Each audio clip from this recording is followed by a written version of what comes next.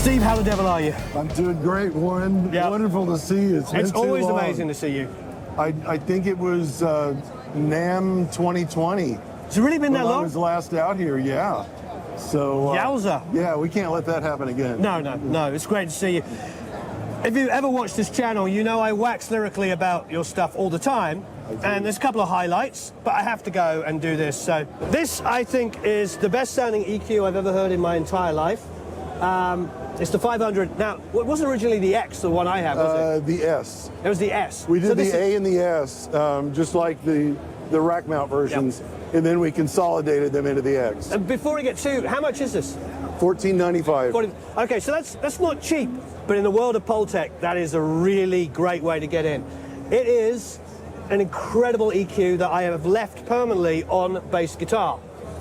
The 100 hertz boost here with a bit of 3K is our sound of our bass. Whenever we take the insert out of the console and just let it play with any EQ, plugins, whatever, everybody's like, that sounds pretty good. We insert this, everybody's like, what is that? And every bass player that's ever worked with me has walked up and ended up buying one of these from you. Because it's such an integral part of our sound, but it's also, I don't know, it's a market leader. It's beautiful. It's got a 2520 op amp in there. Now, Gene, the original owner, I might get this wrong, you can tell me I get it wrong, had a deal with API to use their 2520s. That's right. And then when you took over the company, they honored the original deal. Basically, yeah. And you are the only person that's allowed to use 2520s outside of API. That's my understanding, yes. That's amazing. So if this is all you remember, this is it. It is the EQP 500X. It is an amazing EQ. And then, of course, we have Jack Douglas's own Signature Series one, where he wanted a little bit more detail in the mid-range, didn't he? Right, yeah. I've done all the talking. Tell us about this. Basically, it's the MEQ in a 500 format. Yeah. Phenomenal on guitars, snare drum, vocals, you know, just about anything that's got mid-range, which is, you know, 90% of your tracks. Yeah, exactly, yeah. I just feel like in this world where so many of us, for obvious reasons, are mixing in the box, and you've got, you're cherry picking a little bit of hardware to use. If I was going to only use two pieces of hardware EQ, it would be this for bass guitar. Yep. And then we were just talking with Jimmy Sloan. I'm sure those of you might remember Jimmy Sloan. He was talking about this unit. Because I use a subharmonic synthesizer, a DBX 120 XT, and I use it to get a little bit of 30. But of course, you could do that with the EQP 1A. But the mastering range of stuff, I think, is absolutely essential if that's where you want to go. I have a hard time personally using plugins on my master bus. I get really nervous about overly EQing there. I would rather go out to hardware, and that's where I, you know, like to come in and use the 1A, but the mastering version of this, a pair of those, just phenomenal, yeah. Absolutely beautiful. So how's everything else? You good? Everything's good, you know. We survived COVID, you know. We thought that might be the end of our business, and instead... Quite the reverse, yes? Yeah, orders went through the roof as people were bolstering their home facilities, and nice. It's been good ever since. Is your console finished yet? So about 5, 6, 7 years ago, he was looking for a console, and you ended up getting an API, is that correct? It's a frame. It's a frame, okay. And yeah, we basically built some modules, some of the 528 modules. This is for the old 70s, 1970s vintage consoles. We built some stock ones, and they worked out great. And all of the components that we're using are old vintage API components. Nice. So, for example, we have a carcass that we got that used to be at NAMM back in the early 70s, and we got tons of transformers and other components out of that. But it's just kind of taking a back seat to Pultec, and I work on it a little bit here, a little bit there. And that's his excuse for not getting the console finished. No, I'm teasing you. Someday. I understand. I understand what it's like to be busy, trust me. Yeah, I know you do. Yeah. And look, it's Clay Blair. All right. Steve, it's always wonderful to see you. Always great to see you, Warren. We got to get together for dinner or something. We will. We're going to put a link down below, of course. I would highly suggest you look at that EQP 500S. It's amazing. Thanks a lot. Thank you. Great. What's up, everyone? I'm at the Maag booth with nobody other than the Mr. Maag and we have several Maags running around, don't we? My two sons. Yeah. But this is, listen, if you're in pro audio, this is everybody's favorite uncle clip. It's true. It is. I tell everybody. Thanks, Joe. Well, let's talk about what you got. Everybody knows the airband, the EQ. That's where it all started for you. I mean, gosh, Al Schmidt himself, right? That was his stereo bus EQ. Yep, the EQ3 NTI. NTI, but now it's available under your name. Yep.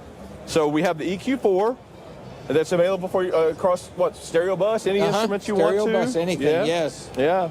Yeah. We have 1, 2, 3, 4, 5. Five bands. Five bands. Yep. Very cool. And then the air band on top. Yeah, that's an attenuator. That's what it's all about. The air band. Yeah, that's the most magical part. Well, let's come over here. Now, I want to let everybody know, if you're not familiar, if you want to get to know more about the Pre-Q2, we did a video on the Produce Like a Pro channel 3 months ago, 4 months ago, I'm not sure.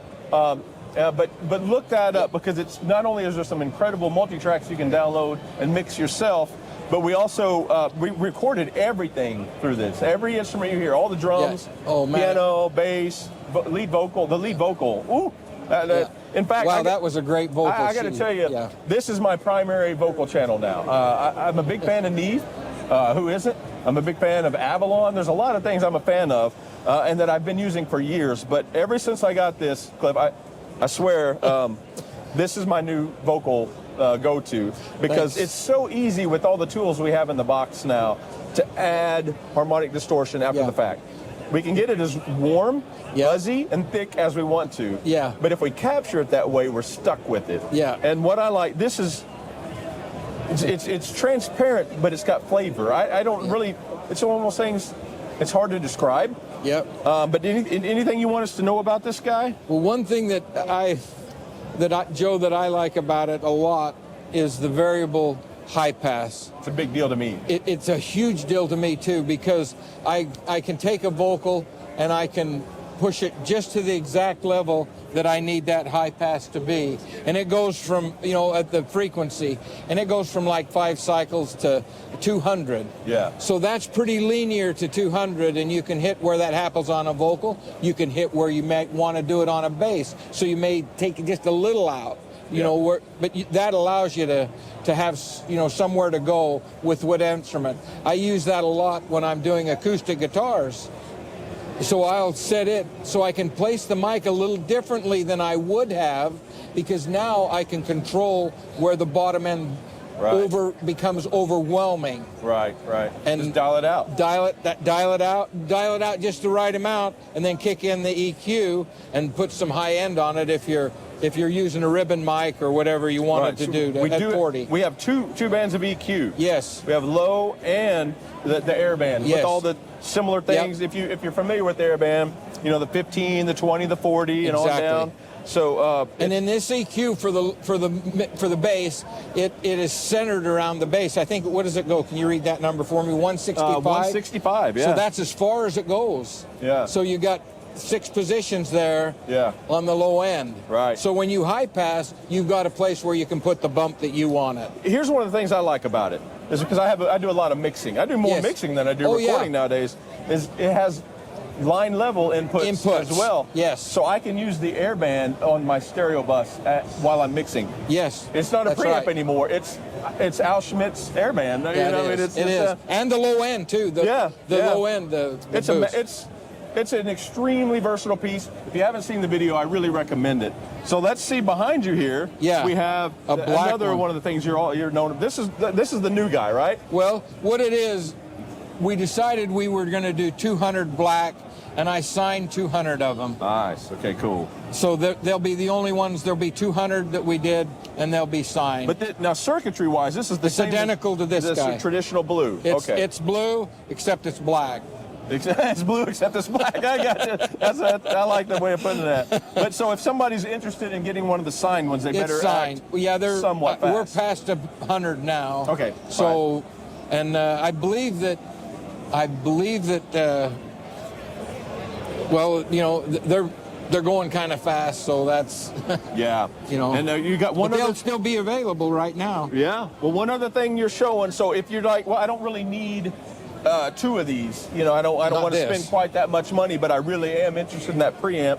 Right. We can get that in a standalone, a single channel version. Right. For the 500 series chassis. Right, and So- and this does the same thing on the instrument in and on the instrument through and mic through. So when if you're playing the guitar in the in, now you're going to hear the guitar. You can send it out to the studio with a buffered line. So now you can drive at 150 feet and not lose the high end, Yeah, so because we're buffering it gonna reamp with op amp to send it out to the other room. Very so we cool. don't lose the high end when we get to the amplifier out there. Very cool. Well, I'm just an enormous fan. Now I know you. Thank you. You don't have it here, but you also have the Magnum EQ2 and the Magnum K. The EQ2 and the Magnum K compressor. Yeah, nice. Well, it wouldn't be NAMM if I didn't stop and shake your hand Joe, and say hi, Clint. thanks, man. Thank you Love for that. everything you've done for That was so fun to. everything you've done for our industry over the years, man. You've left your mark forever. Well, thank you, You sure Joe. have. Man, I appreciate it. Pleasure. Thanks pleasure. to everybody. Hey guys, I'm at the Steven Slate booth, and look who I had. Look who I found. I found Steven Slate himself. Hey guys. What is new with Steven Slate? So new with Steven Slate is we updated the Raven MTIs to the Raven MTI Max. It's 2K and 4K resolution. And more importantly than that, I think, though, is the software behind the Raven has been updated to 4.0. So now we have this really cool studio mixer. It just lays on top of your DAW. It has up to 32 faders. It's super easy to use. That was the key here, Joe. We wanted to make it really, really simple and intuitive. So you can get into Raven, and within 10 minutes, you're doing cool stuff. You're moving faders. You've got different batches of macros. You've got jog wheels, solos, pans, mutes, different batch command buttons that can execute a bunch of different macros. It's just really easy and creative. Yeah, it looks cool. So you also you have the VSX headphones. We do. VSX, Yeah. we are showing off the VSX with the pods over here. I think the newest thing with VSX is we're showing the 5.0 technology of modeling that we're using. So it's just better phantom setter, better transient response, more realistic rooms, and we're updating the entire arsenal to 5.0, and that should be out in about April. The VSX, we should be able to come by here every NAMM, and what's new will include VSX, because that's going to be It's evolving. It sure is. Yeah, We're going to keep expanding it. Lots of cool stuff happening with VSX. I know we have a lot of followers that rave about those headphones. They really big fans. So We keep like it to up. hear. Keep up what you're doing. We will do that. Anything else? The Steven Slate drums? Or? Yeah, so with Steven Slate drums, we're featuring Groove AI, and it's kind of an AI groove processor. You can load guitar tracks or bass tracks into the drum plugin, and it helps you compose grooves to those parts, and it's really, really fun.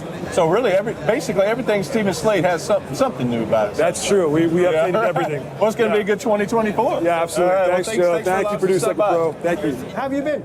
I've been great. This is a fun time. Exciting to have NAMM in the proper month of January again.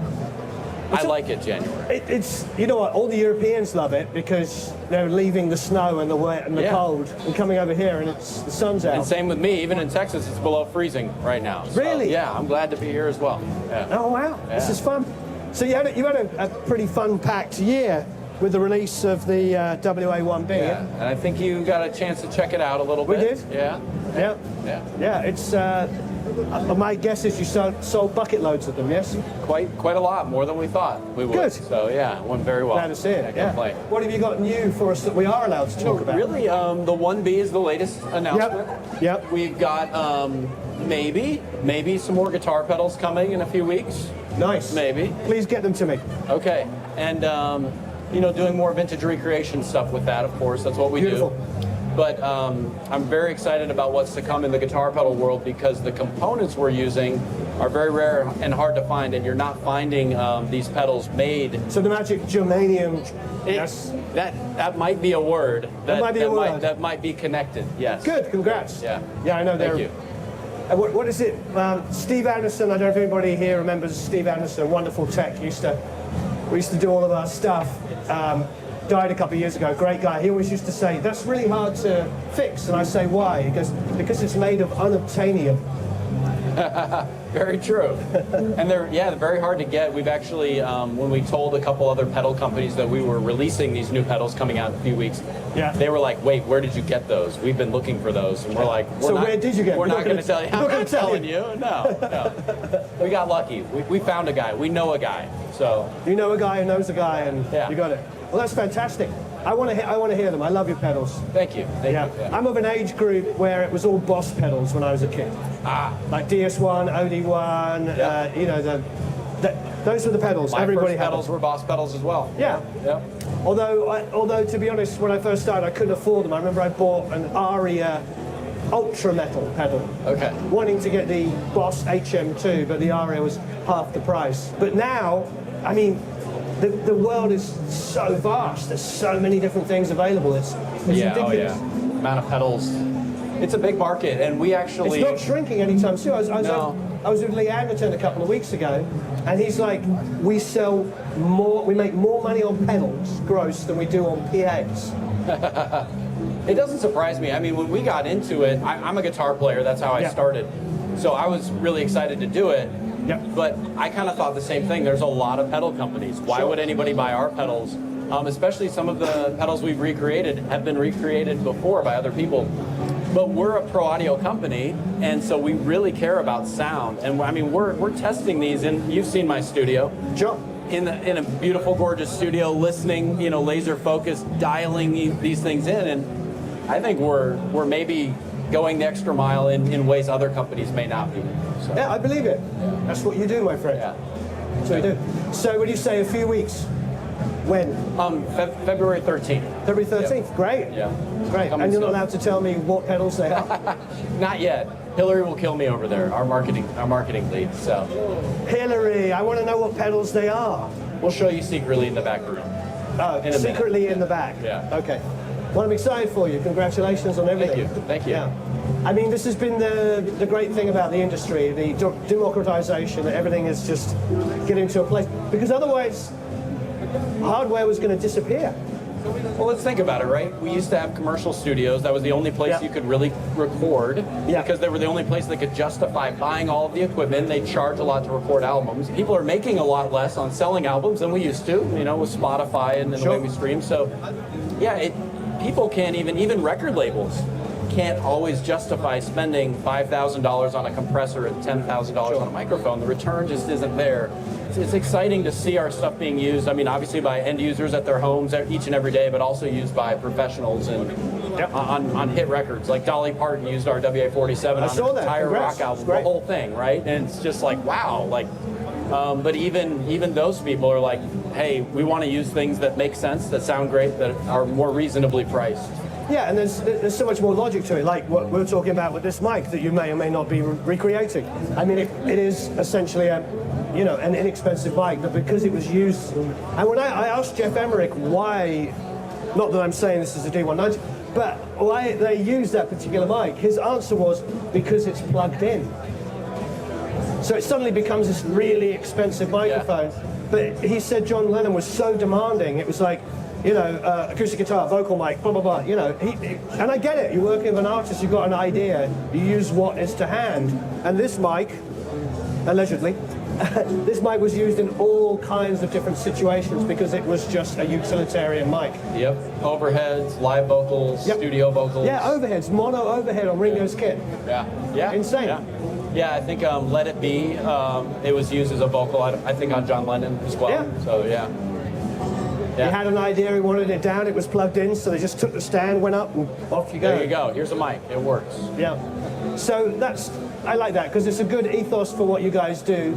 You're bringing that back down. Actually, Ben Folds called me once, and he said, hey, I used your mics on a session in Australia. It sounded amazing. And he's like, I've been reading about you guys, and what I love about you is it used to be about making music.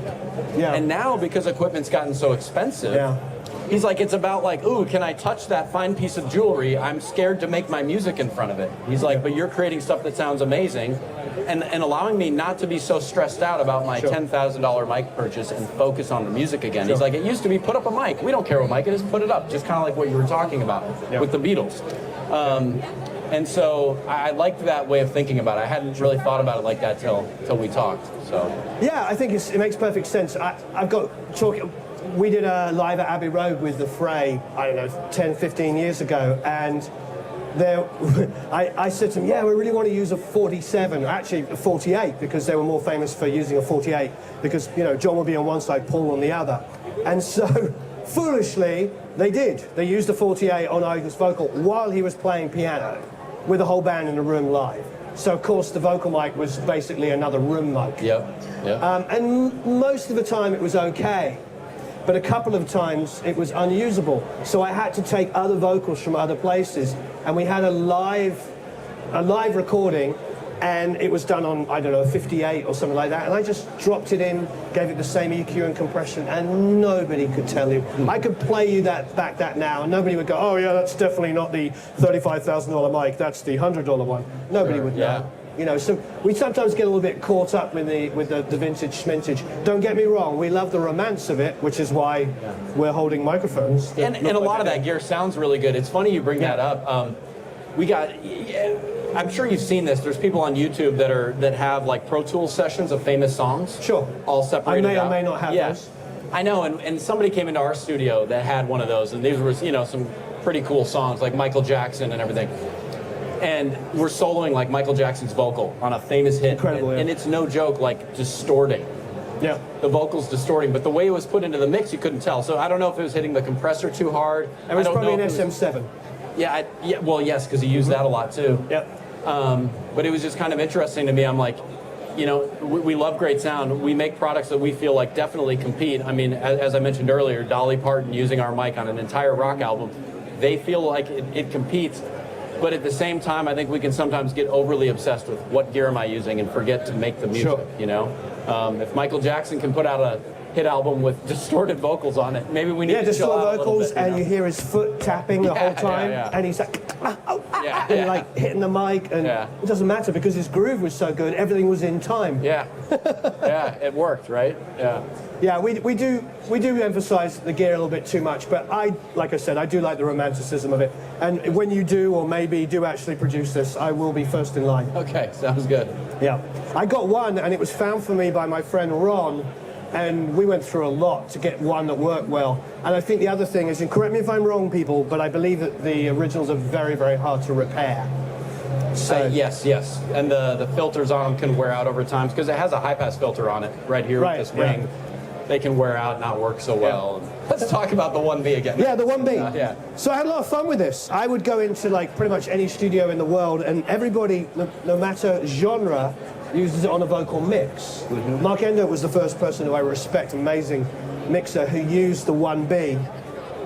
But I always liked it for tracking.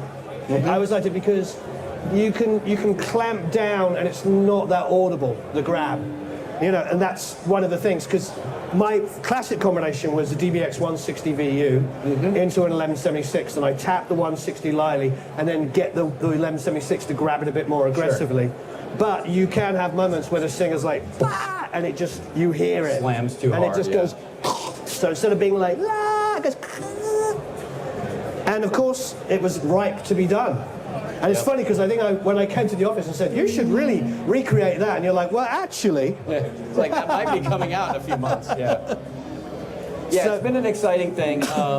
You know, all hand wired, through hole components, Lundahl transformers in and out. Nice. Runs on the same 350 volt amplifier circuit the original did. I mean, it's getting a lot of acclaim. We've sold more of them than we thought, and at $11.99. That helps. Kind of a no-brainer if you're looking for that type of compression. Yeah. Well, congrats. Thank you. Congrats. Yeah, it's called a real stir. But I like that, you know. Yeah, a little bit of a stir is a good thing. An upset, disruption, whatever you want to call it. Yeah. All right, I am at the Heiserman booth here, and I, as you know, I just bought one of these from you just, 3-4 months ago, maybe not even that long ago. Yeah, maybe November. But it's amazing. It's like that microphone that you finally like, you know what? I'm not settling for anything but the best. I'm going to pull the trigger, and I'm really glad I did. It's amazing. So anyway, big fan of your work, Mr. Dave. All right, so here we have the 251. We have the 47. Now, this is the 48. That's a 48. So this one does cardio and figure. This one does cardio and omni. And this is just a little more mellow because the biasing's a little different. So. Right. Yeah. And now we have the FET 47. H47 FET. So just like the old Neumann version, although I shouldn't probably say that name, but it also has the 10 dB pad and the 6 dB transformer switch. So it does the whole suite of things. But the reason we stopped by, these are classics and we've known them and loved them for years, but you have a couple of new products that are based on nothing. They're just your own brand new technology. Original designs, yeah. And we've had this one out for a couple years, this is Type 19. But now we introduce, and this has the same capsule as these two mics. But now we're introducing the Type 21, which has this capsule in it. So it's the exact same Gen 5 HK12, goes in this flagship mic, but it's in this body now. And it's amazing. It has the same top, everything's great, but it's JFET. Right. So, yeah. And obviously these are tubeless. These are like a solid state. And no transformer.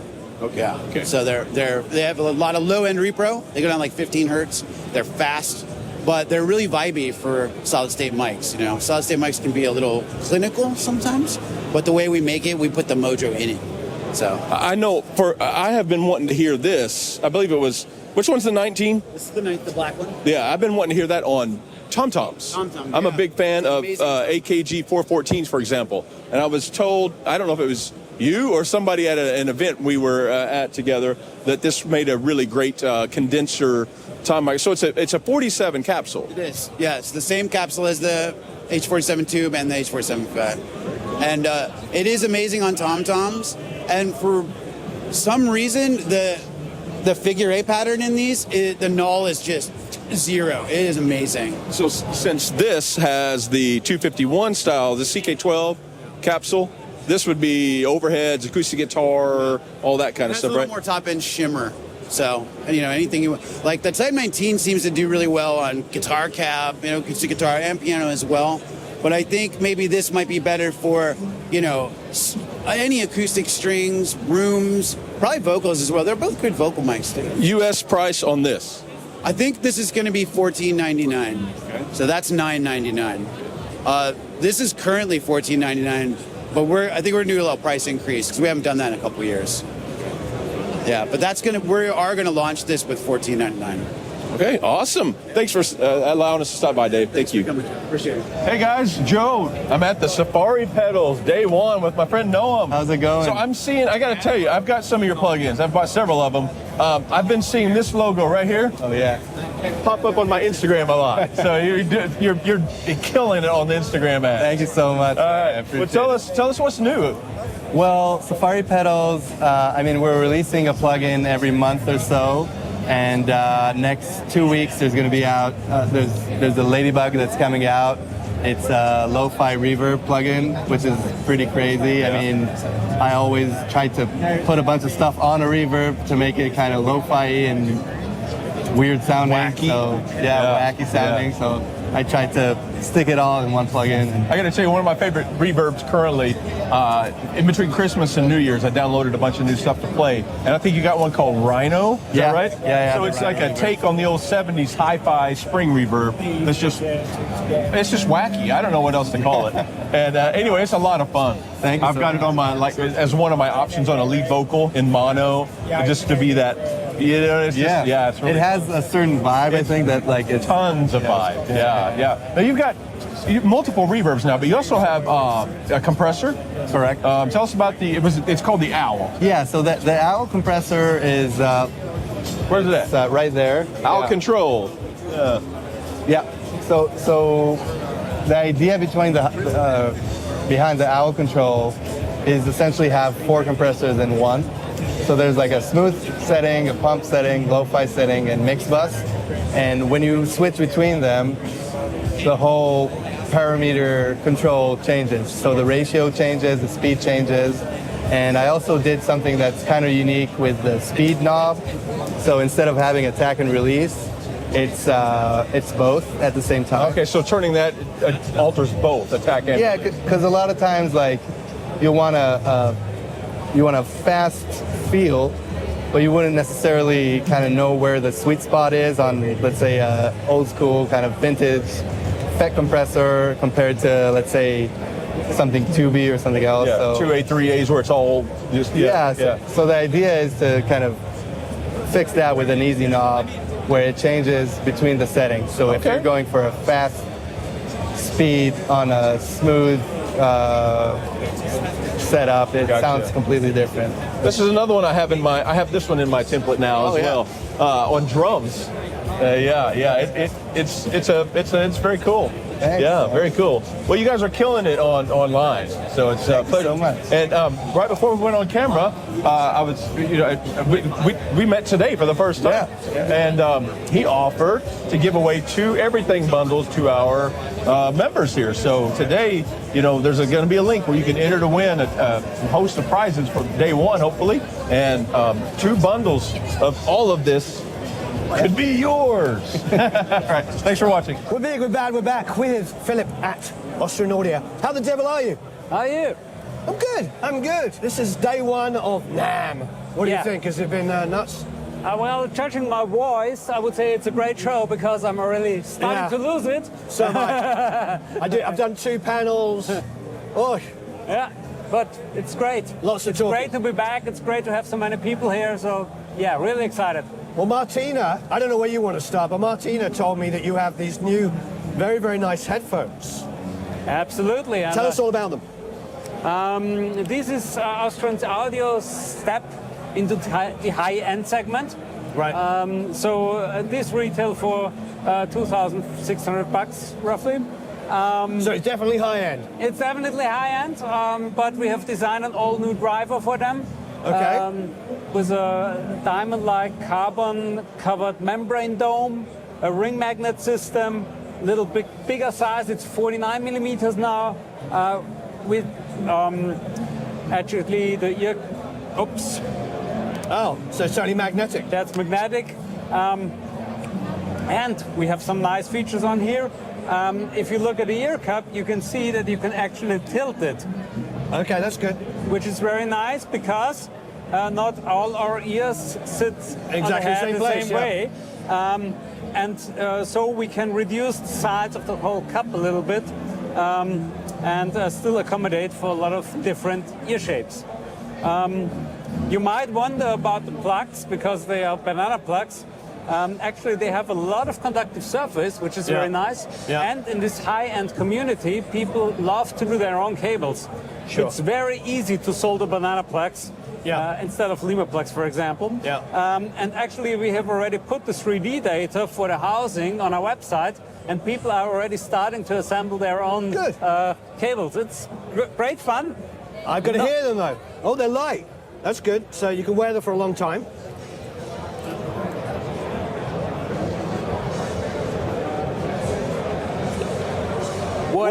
What do we got here? Is this your own one? This is, that's my... We'll go Steely Dan, Babylon Sisters. Yeah. Oh, nice. You're just going to have to take my word for it. The thing about Babylon Sisters is the low end super tight. Yeah, these transmit low end very good and very even to very low frequencies, so we have no roll off to the bass. The panning is insane. Like everything is in a place. Very detailed.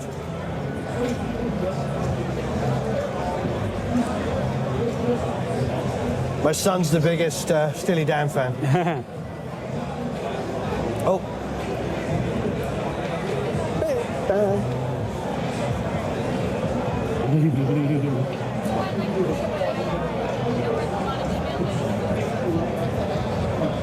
Detail's insane, really good.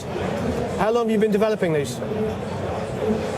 Well, if you tell the truth now, our CEO will not like it. So a long, long time? Long time, yeah. But we had other projects as well, to be fair. Right. Yeah, but good things take a lot of time. And I need to tell you a little bit about the amp because you're listening to the Composer. Oh, wow. That's what it's called. So this is your amp too? I didn't know about this. About over the Full Score 1, that's the headphone amp. Yeah. We don't sell this as a bundle, so it's a great headphone amp for other headphones as well. Scare me, how much is that? 1,500. Oh, okay, that's not as scary as I thought. I thought if this is 2,500, this might be 4,000. No, that's okay. No. Okay. It's an, can put this aside. It's an all analog amp. So really no IC in the signal path. The bleed in this is ridiculous. You wouldn't even know these were on. Can Can you hear any bleed? That's insane. Like, because these are loud. Yeah.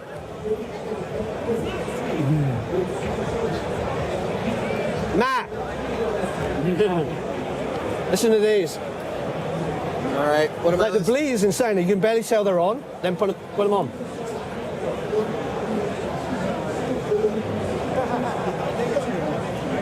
That's pretty good. Yeah. Oh wow, I can't even hear my own voice. They sound fantastic, don't They they? sound really good. Yeah.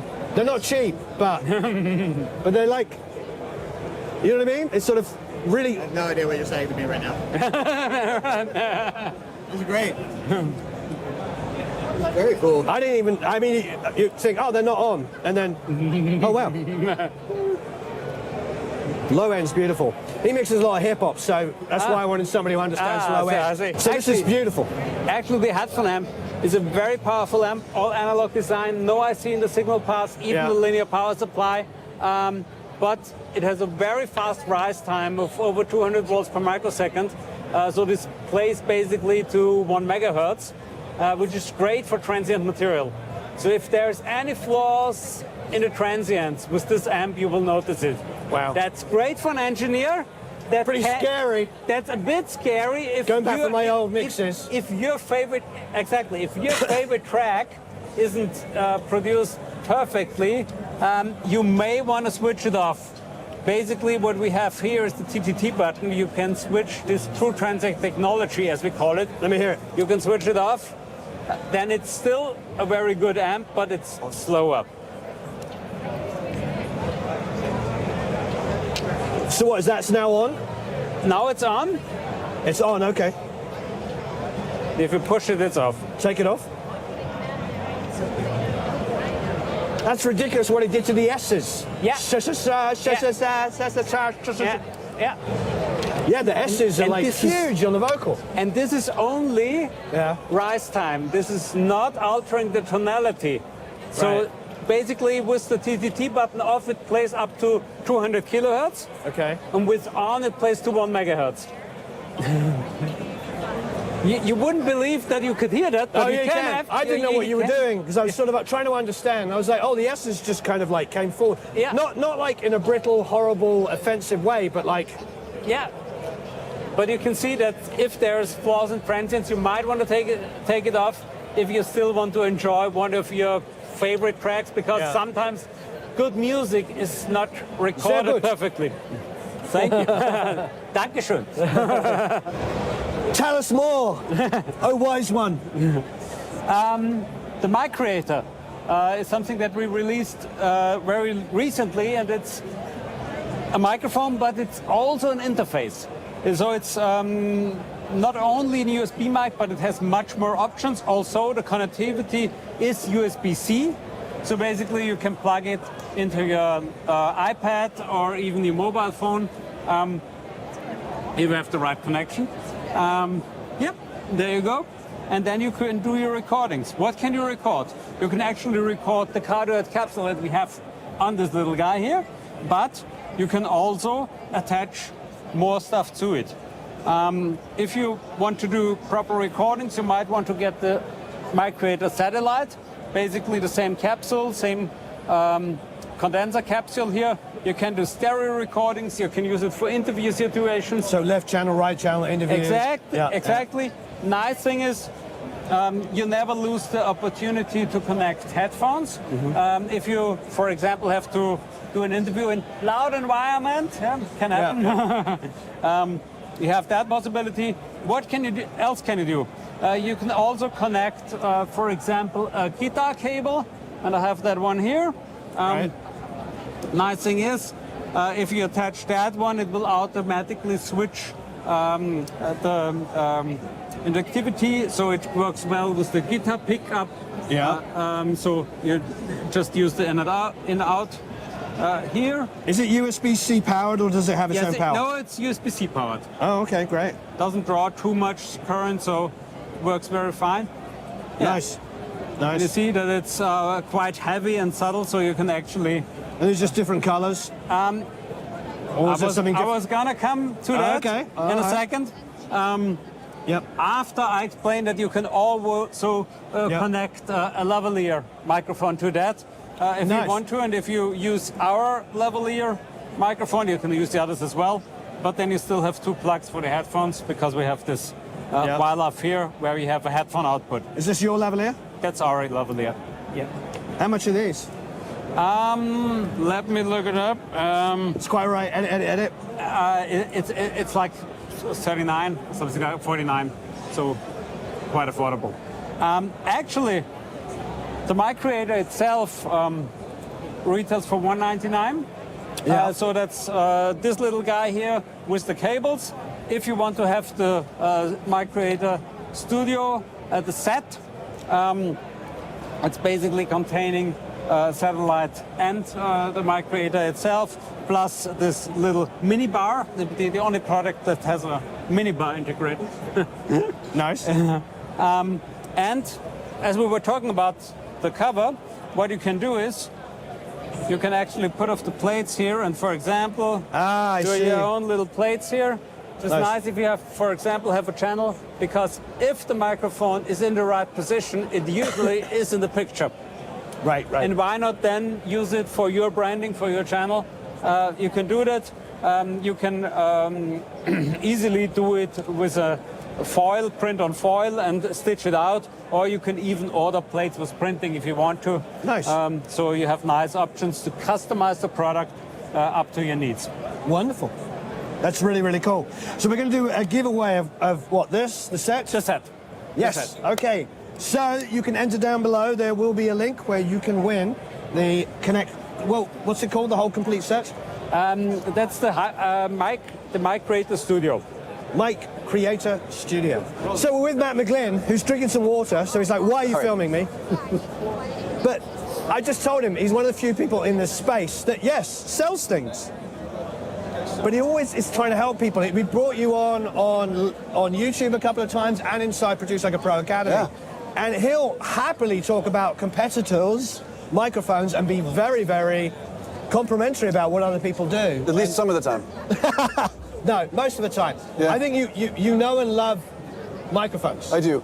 I had a guy email me a couple days ago, and he looked at some of my DIY stuff and some of the Roswell stuff, and he said, of these 3 microphones, what's the best one? And I'm always like, well, the best is entirely subjective, but he had picked like a T47, which is this kind of very very mid-forward colored mic, and then a tube mic. And I said, well, what are you recording? And he said, voiceover. And I'm like, well, you don't want any of those. Yeah. The good news is what you need costs less. Great. But I thought, I'm going to tell him what he needs, because if not, he's going to have a bad result, and then I'm going to get a phone call. Oh, well, voiceover, typically, like this is the way it was phrased to me. I'm a voice actor. The character comes from my mouth. Like, I don't want my gear to screw with my sound. I get the same thing from jazz horn players, for example. And so I steered him toward the Mini K87 on the Roswell line, or the S87 on the DIY line. They're actually among my lower cost things. But for voiceover, they're great. Flat response and good transients, no harmonics or whatever. It's just like what you put out is what you hear, and that's what most voice actors, not all, most voice actors want. So anyway. So, talking to Micparts. Yeah. Tell me about what you got going on. I see you have what looks like some beautiful small diaphragm condensers up there. Yeah, so we've not promoted the Micparts stuff too much, but this is how I started out actually. But it's actually why I know you, from Micparts. Yeah. And then found out about Roswell. Yeah, well that's the organic thing. You've been with us for a while, so it's been great. So yeah, Micparts has actually 3 different pencil mics, and it's kind of confusing because they all look exactly like this. So you never know what this is. So we have, for those that keeps the cost down because you have one casing and you don't have to, So we have a mic that's kind of based on the Neumann KM84, which is no longer made. Your folks might have heard of the KM184, which is still made, but it's a very different sounding microphone. Yeah, they make great doorstops. So the KM84... Do I look like I'm laughing? Anyway, but I did like the 84s, yeah. The KM84 has not been made for a while, but it's like for me, it's the one of the best phantom-powered character mics there is. That circuit really, is just really brilliant. good presence, like fantastic on acoustic Yeah. guitars. Has a kind of natural roll off. It does. Without you having to do anything. Right. So yeah, it's not bright, not spitty. Yeah. And so we voiced our capsule, our small diaphragm capsules, after the KM84 capsule. But then, so we've got the KM84 circuit, then we've also got a Shep style, like a CMC5 circuit, which is one of the best amazing transformerless overheads. circuits. Yeah, great. And so, and these are available either as DIY kits or if you just want to buy the finished mic, we have that too. So this is actually the snare mic, which is the third one. And so this what we call the snare mic, I know, not imaginative in the naming department, but That's all right. It's basically my version of the KM84, but set up for super high SPL, which is why we have one behind me on a snare drum, just to very tight. illustrate the point. You can get it closer than that. You can be an inch off. Yeah. And but it's got some input attenuation, some output attenuation, a little bit of roll off, because if you're that far away, you don't need a ton of sub 100 hertz on your snare drum. Sure. So those are the differences from the STC84. But again, we can sell you the mic, or we can sell you the kit if you know how to solder, you want to build it. But or you want to learn how to solder and build it. Yeah. So that's what we're promoting. People love them on acoustic guitar, drum overheads. You know, like on drum overheads, I mean, I'd actually ask your experience. Is it a tighter sound? Just honest. The Sheps always were kind of honest. After using Sheps by mistake in a studio, because all they had were pair off, I started really getting kind of obsessing about the accuracy that I was getting from them. Yeah. Yeah. Yeah. Well, small diaphragms tend to have cleaner, a more accurate, like textbook accurate polar pattern, right? Yeah. So in a large diaphragm mic, you know, like you put one of these in a large diaphragm mic, and they call it cardioid, but as you know, at low frequencies it's omni, and at high frequencies it's hyper. Yeah. So as the frequency goes up, it narrows. The pickup pattern narrows. So a large diaphragm mic is kind of faking patterns. Yeah. It's good enough, and it has other benefits, like signal to noise ratio is better. Small diaphragm mics, it can just be cardioid, and it can be cardioid over a wide range of frequencies. So yeah, the off axis is usually really clean, but sometimes small diaphragms can be a little pointy. Yeah. For drum overheads. But if you have a big room and you're 10 feet in the air, the Sheps always seem to defy logic. Yeah. So anyway, small diaphragms. So we love them. They're great on acoustic guitar. People love them on drum overheads too. Excellent. Yeah. Superb. There will, of course, be a link to Micparts and Roswell as well. So speaking of Roswell, we're going to do a giveaway with what? The Mini K? Yeah, Mini K47 LC. LC. What? Yeah. Tell me about the LC. So, well, it's the same. Yep. It's the exact same Mini K47 microphone. So, large diaphragm, K47 style capsule, transformerless circuit built with really great parts. We do all the soldering, assembly, testing, and tuning in California, which is unlike almost anything under $1,000 that's a large diaphragm condenser. And the LC really just means, because, you know, we'd love to make these accessible to more people, but I can't make them for less money, especially because we're doing so much of it in California. I mean, I could make the mic cheaper by having them made in China, but I don't want to do that because it's not going to, the quality won't be there. So all we could do was, we said, okay, let's not put it in a case, and let's give you a swivel mount. Now, it's a really good swivel mount instead of a shock mount. Yeah. So it's the same microphone, but with a swivel mount instead. Nice. That's the only way we could make it, you know, LC, low cost. So same quality. Great. So there is a link down below where you can enter to win one of these beautiful microphones. Matt, right on. Always a pleasure. Always a pleasure. Warren, thank you so much. Thank you. And we will have him back on the channel many more times. Your discussions just on mic choice are really, because I get asked really obvious questions, but then I realize, you know, people up and coming, or even people who've been in the industry for a long time, I know people have never used a ribbon mic, for instance, because... Yeah, you got to use it. It's different.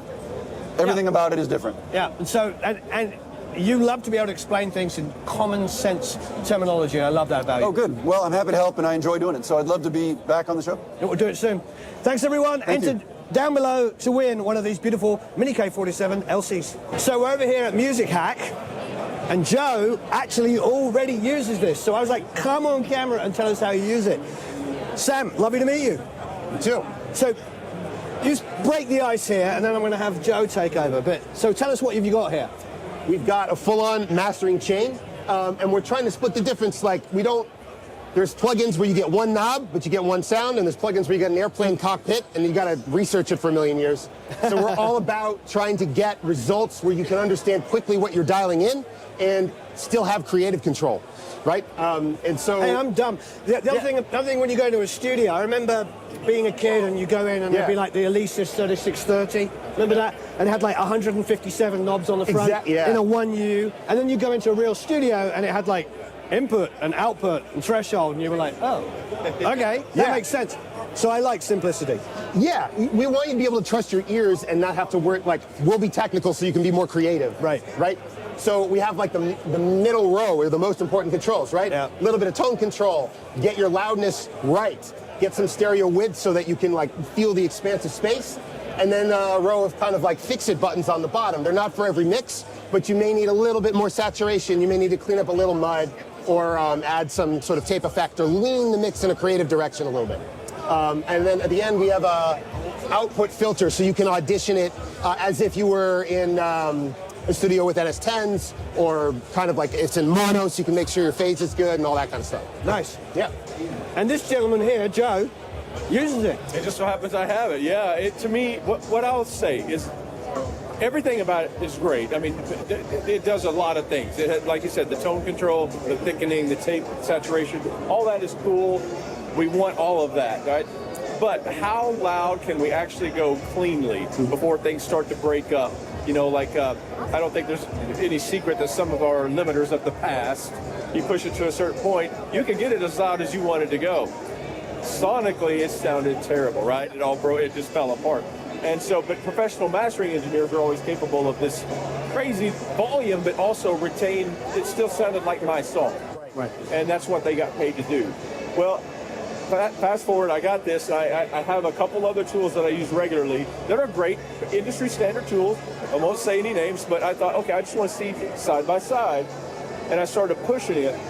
How loud could I get it cleanly? When I say clean, I'm talking about harmonic, fullness or whatever. I'm just talking about before it started falling apart and breaking up.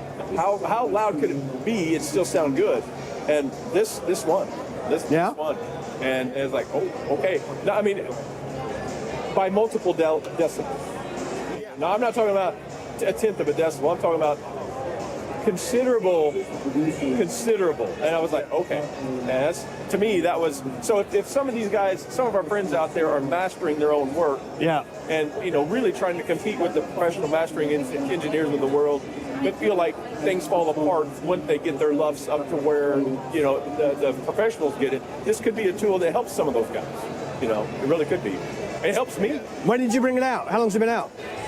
April. So April 20. He's early adopter here. Oh yeah. He was on the train quick. So nice. Yeah, it's been a journey, but yeah, that loudness is a lot of what we put a lot of research and effort into to get those decibels. How much is it?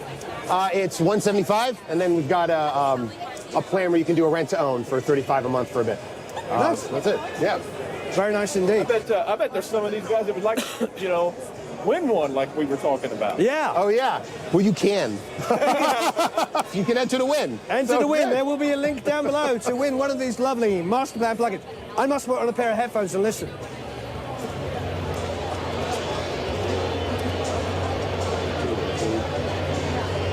What's up, everyone? So we're at the SSL booth, Solid State Logic, one of my favorite companies in the world, as most of you that follow me would know. We have our buddy Ross here today, and Ross, I'm doing very well, thank you very much. And he's got something exciting to tell us because he just told me, and as you guys may know, if you've probably seen these on some Produce Like a Pro videos, I have two of these, one of these and one of these. Huge fan, and he just told me there's a change coming that is kind of rocking my world right now. Tell us about it, Ross. So as you can tell, we're super excited about this. We are previewing at this year's NAMM show the new 360 Link plugin, and what that enables UC1 to do is now control any plugin, any third-party plugin. It can be a channel strip, it could be an effects unit, guitar amp, compressor, whatever. It doesn't matter. It can now be controlled by UC1. So what that does is bring all of these great plugins into the SSL Virtual Console ecosystem, and delivers that kind of workflow that we both know and love, Joe. Wow. So to give you an example, we've got a UAD 4K channel strip up here. This is the Link plugin.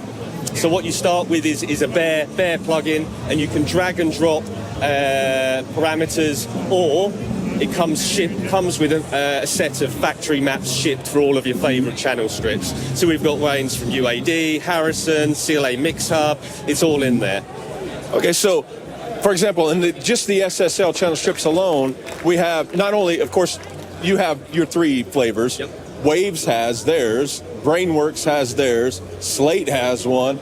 So we can using a UC1, we can control all of those. All of them, yeah. And now the real cool bit, and this is something we like, 'cause we're obsessed with workflow, absolutely obsessed. All of these plugins, including the third-party ones, get pulled through into the SSL plugin mixer. So you've got the visual representation and feedback like you would on the console with your EQ settings, your dynamics all in one place, and then you've got the hardware control interface with the SSL controllers. And just to make sure I'm getting it right, because I use a ton of solid-state logic channel strips in my mixing. But you're saying if I want to use a fab filter EQ, something like that, it'll still map. Now, it doesn't have to be an SSL outline or SSL channel strip. You're talking about software in general. In general, any third-party plugin. Now, you can tell this is optimized for a channel strip layout. That's what it's optimized for. But, for instance, if it was just a fab filter compressor, you could just map that to the dynamics section on here. Now, it comes with a lot of factory maps out the box from the kind of favorite third-party brands, but you can create your own user maps as well. Yeah, gotcha. Now, I guess the other, as if this wasn't exciting enough, the other new thing that's coming our way, we got these preamps right here. I know I've got one on order. I'm excited to get it. I think they're shipping in North America like now. So hopefully I get mine in the next week or two. I've got it on order. But tell us about these. Cool. So these take the Pure Drive technology from our Origin console next door. So we got the quad 4 mic preamps. We got the octo 8 mic preamps. Each mic pre has 3 drive settings, a kind of a clean drive, an asymmetric drive, and off. You've got trim and high pass filters on each of the inputs. You've got line level ins as well. And the super cool bit, there's built-in USB-C sound card in there as well. So you can print straight into your DAW. Oh, very nice. I know. Okay, so when you think of solid-state logic, a lot of times we think of the console, we think of the compressors and all that kind of stuff. But one thing I know is, like, from working on dualities and whatnot, your preamplifiers have come a long ways.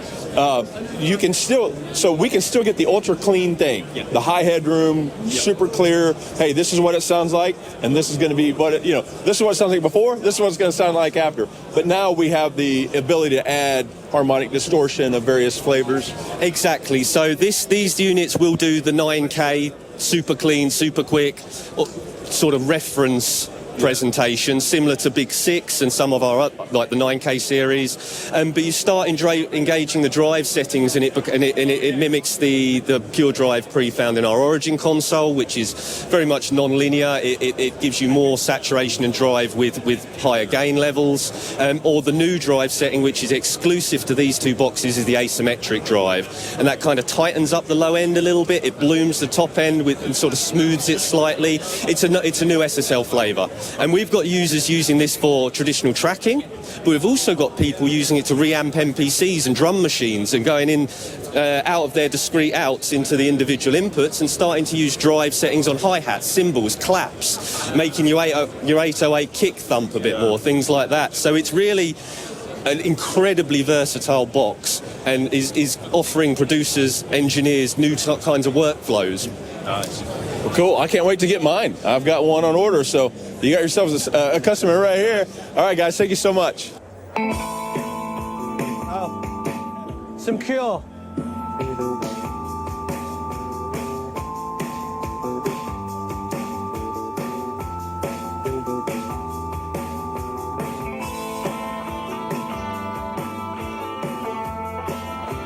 So we're at Solodome, and you know somebody was going to do this first. So basically it's an immersive chair. So I'm sitting there listening to The Cure, and you got the thump of the low end underneath you, and you're surrounded by the sound. What's pretty ridiculous about it is you don't know how loud it is until you're in there. Like, you can hear a little tiny bit of bleed, but in there it's like pumping and crazy. So I suppose somebody had to do it first, and Solodome have done it first. Look where we are. We're at Soyuz microphones, which I famously tried to steal last year, but I was caught. Busted. I was busted, so I didn't make it home with one. But let's say, for example, I did want to legitimately buy something this year that's new and exciting from Soyuz. What would I look at? We have a wealth of new things coming out. We're calling it the Tulian explosion, like the Cambrian explosion we learned about in school after our hometown in Tula. It's our 11th anniversary. We missed our 10th anniversary, and we're big fans of prime numbers. So, 11 years, we're going to go off with a bang. So, let's do it. first starting off with the wax brass limited edition bomblet. So we only made 53 of these, and this is a limited edition upgrade of our bomblet microphone, which typically comes in an aluminum body. We upgraded it to an unlacquered brass, which is going to age over time, think like an old saxophone, kind of like a nice patina. And just because we love space, we put in a meteorite in the signal path. Does it do anything to the sound? Probably not, but we love that. Yeah, that's cool. But now, is it for the people that already have this circuit? Is it the same? The same mic. It's just the limited edition. Yes. Okay. Yeah, and the bomblet is a bit on the darker compared to our other mics. It's got kind of low mid punchiness, great on kick drums, guitars, things like that. Gotcha. But I see a couple more over there. Yeah, this is the 11 FETs. So our current small diaphragm condenser is the 13 FETs. These have a pretty large capsule, kind of almost like a large diaphragm, and this is a bit of a smaller capsule and transformerless. So really fast. Yeah, a lot more quick transients, a little bit more detailed, but still a lot of color and musicality. Okay, cool. And then, very cool. Actually, what we're really excited about, is right behind me, this beast that we've been working on for the past missed that. I didn't years. realize it was standing there. Yeah, it snuck up on me too. This is the 13 ambisonic. So we spent a couple years developing this, and this is kind of our answer to the wave of spatial audio recording. And what it actually uses is 4 of our 13 capsules and 4 transformers. So what makes this different than other ambisonic mics is most ambisonics are using electric capsules, which are a lot smaller, and they're transformerless. So this is meant to just be larger than life and really immerse you in the sound. Very nice. So it's the same capsule. It's essentially 4 of these mics. Okay, so is it these are cardioid? Yep, okay, cardioid. Gotcha. Yeah, and it breaks out in a 4-channel snake. So even if you don't want to mix with spatial audio plugins, or like if you don't want to do Atmos or you're not familiar with it yet, you can do some creative panning in stereo and it sounds massive. Okay, very cool. Very cool. Now these, I personally have been interested. I haven't pulled the trigger, but I've been interested in these. Tell us about these guys. Yeah. This is our little magic box. This is the launcher. And it's essentially meant to bring your ribbon and dynamic microphones to life. David is a touring musician, and we've always been on the road kind of cutting vocals in hotel rooms through like a cheap interface, and we just wanted something a little bit extra. So it uses the same transformer that's in our mics and a Burr Brown op amp. So it's kind of almost like just going into an old school console. Nice little preamp, get a boost with some color and saturation. Yeah. Really opens up your sound. Well, I mean, there's a lot in there. That is a heavy box. That's impressive. Yeah, and then the deluxe version is kind of our answer to when we released this, we got swarmed with people using it in ways that we didn't even realize. Everyone was hacking it with standalone phantom power and adapters, so we made the deluxe version that works as a launcher, or you can run condensers through it and line level signal. Okay, so it's a stereo saturator or a inline preamp, kind of however you want to experiment. Well, that's actually really cool. Let's take advantage of that circuit. Yeah, take advantage of what's in there to use it for multiple things. Exactly. And I see this. Now, I don't remember seeing this last year. Yes, this new? Is brand new. Okay. Coming out and probably end of spring is what we're looking at, and is the first foray of us into outboard gear that we're calling the Lakeside series, starting off with the Lakeside preamp. So this is a single channel solid state pre, class A, so 1073-ish is how I would describe the sound. Transformers on the input and output, stepped gain, fine gain control, and a stepped high pass filter. That's important to me, the high pass filter. Yeah. And like our mics, it's just really going to give you kind of a colorful but not too heavy-handed, smooth, silky sound, and just really bring every mic to life. Thanks for letting us stop by, man. Thanks, I appreciate Joe. your time. Yeah. Got more on the way. All right, thank you so much. See you soon. What's up, guys? I'm standing at the Sony booth with my buddy Andy here, and I know this is something I'm excited about, and I know you're way more excited than I am about it. So let's tell the people about the Sony MDR MV1 headphones. Sure. So the MV1 headphones is kind of an interesting product because the genesis of it was designed to go along initially with a format we've created called 360 Virtual Mixing Environment, which we're also demonstrating here at the show. But in the world of immersive mixing, you need a very accurate headphone and a closed back design where sound bounces around a lot inside of an ear cup creates resonances and things like that. Not so good for accuracy of location cues and things like that.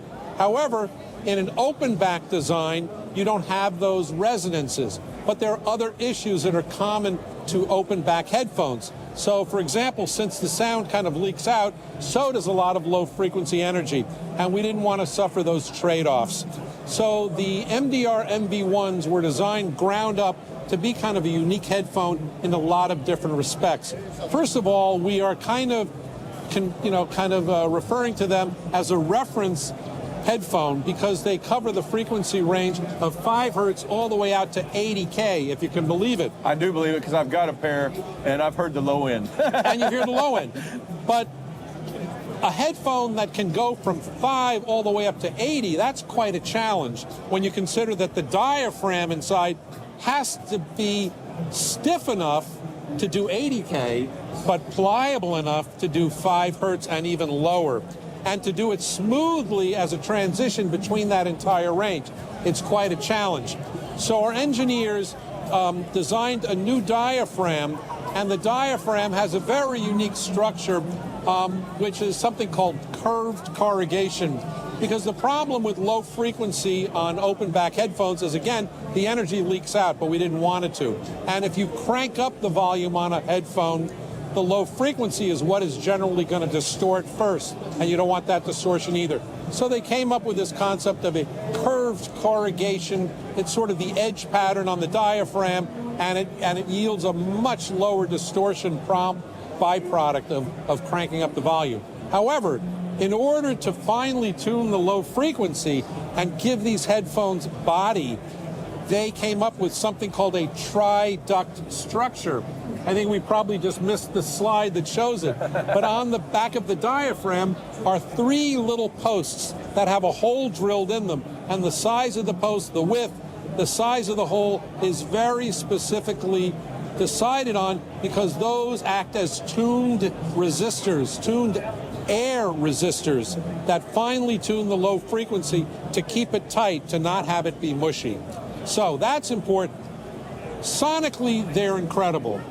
But also important is ergonomics. You're going to be wearing headphones for hours in a day. Very comfortable. Very comfortable.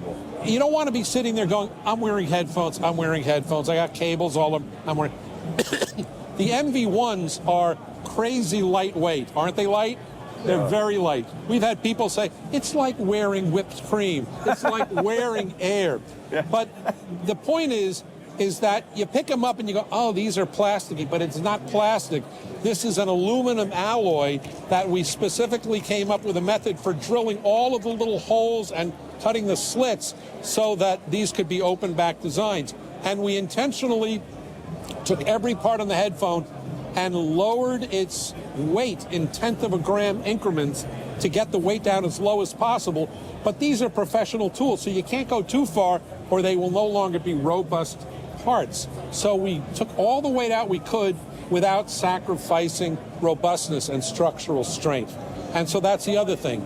Comfort-wise, these cushy ear pads have a suede-like material, which is the same material that's used in luxury sports cars. Because when you're taking a hairpin turn on a sports car, you don't want to shift out of your seat and slide around. So this is a material that can grab you, but yet be very comfortable. Because with an immersive design headphone, you have to be able to have it on and not have it shake around. It's got to be there. And we have little click stops and little legends, so you know what is your perfect fit, and you can take them off put them back on, and they go back on in the same place you had before. And you said something, immersive design. They are designed for the new era of 360, Dolby, I mean, like... Exactly, right. Dolby, you know, Atmos and Sony's 360 reality audio and all that kind of stuff. Yeah, I demoed them with your 360 last year. Impressive. Very impressive. Very nice. Yeah. Now, you also... you know another thing about these that I need to point out? Street price US dollars. $399.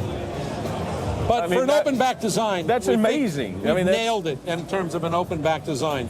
And, you know, even the audiophile community, mostly in Japan, because whatever, but they're going nuts for this as well. We're selling him to professionals here. I couldn't believe that you were that price point. I mean, that's astonishing to me. Yes. Because I've heard them. And, you know, I know what professional headphones cost. That's and true. It's not $400. No. Now, I want to talk about something right behind you, though. Yeah.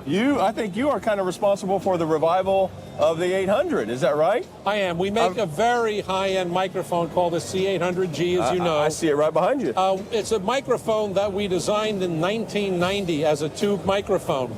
And we never really promoted it, but it gained its own following. And Absolutely. Now we're over 2.5, 3 years backwarded on these microphones. They're such a legendary microphone that if you own a studio, there are a lot of R&B and hip-hop artists that won't even come to your studio unless you own this microphone. Yeah. That's a problem, especially if you can't get one for 2 or 3 years. Yeah. But we were running out of the tubes, and so we were fortunate enough to find a new supply of the original tubes made in the original factory in Eastern Europe, in Russia. And we've gotten those tubes, and we've culled through them to only use tubes now that are quieter than the original spec'd tubes that we use from the same factory all those years ago. And so that's a great thing. But now this isn't tube, I can tell. Now, the C800G is $10,700 street price, besides which you got to wait all this time to get one. Yeah. We recently came out with a new microphone called a C80. We like to consider it the little brother to the C800G. And it was designed and voiced to sound as perfectly close to a C800G as possible. The C800G has a sought-after characteristic called forward voicing, which is to say that when you record your vocal and bring up all the other elements in your mix, the vocal still sits out in front on its own. You don't have to run it through a bunch of plugins, potentially hurt it a little bit. The microphone does it for you. And we were able to achieve that same capability in the C80 at $499. Oh, wow, really? 500? Yes, oh, $500 wow. bucks. And we are showing it here, and you can solo up the 800G and go right next to it and solo up the C80. And people are going, what, are you kidding me? Okay, I've ordered a C800G, and it won't be here for 2.5, 3 years. But in the meantime, I'll buy 12 or 15 of these you can get for the same price. Well, that's very cool. It's a lovely microphone, very C80. Cool. Well, congratulations with everything that you're doing. Thank you. I think this is an astonishing feat on many levels. So it is. congratulations. Thank you very much. Thanks, everybody.